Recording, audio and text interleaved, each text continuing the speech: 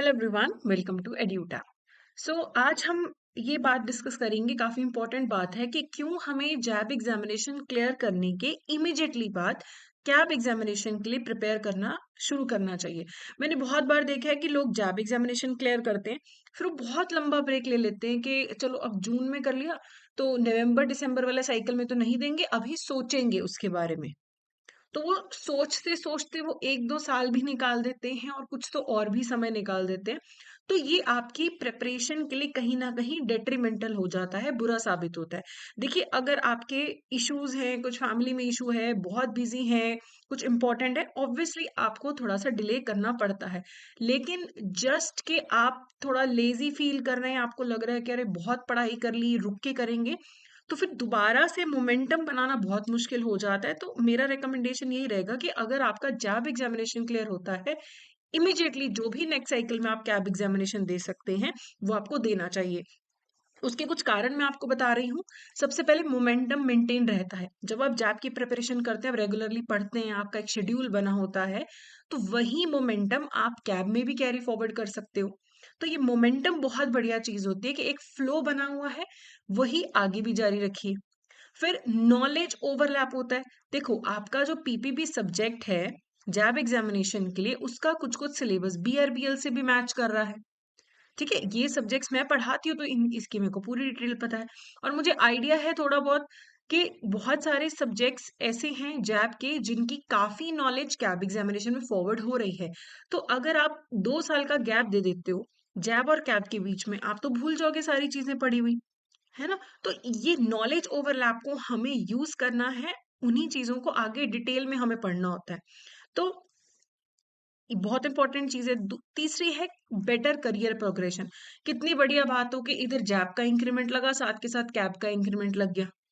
तो ये आपके करियर प्रोग्रेशन के लिए बढ़िया, आपकी इंक्रीमेंट जो भी आपको मॉनेटरी नॉन मॉनेटरी बेनिफिट्स मिलते हैं, आपको बैक टू बैक मिलते हैं, तो वो भी आपको बूस्ट प्रोवाइड करता है। फिर आप प्रॉपरली टाइम मैनेज कर पाते हो। एक तो आपका टाइम सेव भी होता है, क्योंकि जो चीज़ें आपने जैब में पढ़ी वही कुछ-कुछ अगर कैब में भी रिपीट हो रही हैं, तो आपको पढ़ने में कम समय लगेगा। ऑलरेडी जो आपका शेड्यूल बना हुआ है, वही आप आगे कैरी फॉरवर्ड करते हैं, तो आपको कम समय लगता है कैब एग्ज़ामिनेशन की प्रिपरेशन करने के लिए। अगर आप समय ज़्यादा ले लेते हैं, 2-3 साल का गैप ले लेते हैं, तो फिर आपको दोबारा से मोमेंटम बनाना पड़ता है, टाइम ज़्यादा लगता है प्रिपरेशन के लिए। और जब आप जैब क्लियर करके हटते हो ना, आपके मन में कॉन्फिडेंस होता है कि जैब कर लिया तो कैब भी कर ही लेंगे, है ना? तो वो साथ के साथ कैब की प्रिपरेशन शुरू कर लो, इसी कॉन्फिडेंस को यूज़ करो।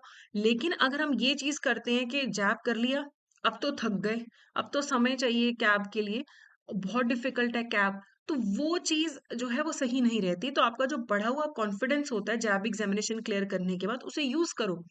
उसी को कैरी फॉरवर्ड करो। बहुत सारे लोग बोलते हैं कि हमारे कलीग्स ने बोल दिया कि जैब तो हो गया तुम्हारा पर कैब तो बहुत मुश्किल है। तो जब जैब स्टार्ट किया था तो जैब भी मुश्किल ही लगता था।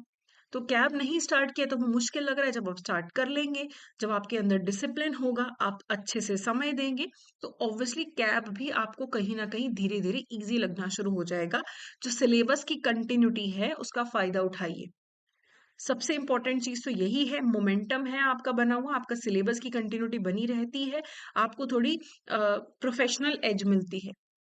अगर आपका जैब क्लियर हो गया, साथ के साथ कैब क्लियर कर लिया, तो आपका जो करियर में पॉजिटिविटी आती है, आपकी प्रेस्टीज में जो एनहांसमेंट होती है, वो आपको बहुत अच्छा बेनिफिट देगी।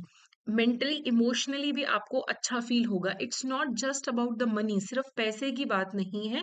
जैब और कैब अगर आप बैक टू बैक क्लियर कर लेते हैं, तो ये बहुत एक प्रेस्टिजियस चीज़ है। आपको खुद पे कॉन्फिडेंस आएगा।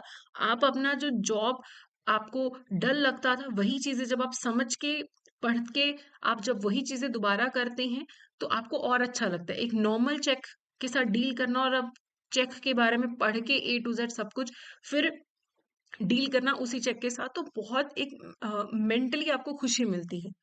तो इसीलिए देखो, अगर इश्यू है, कोई घर में कुछ इश्यू है, ठीक है, कई बार थोड़ा-सा गैप देना पड़ता है, लेकिन जितना हो सके मिनिमाइज़ करो।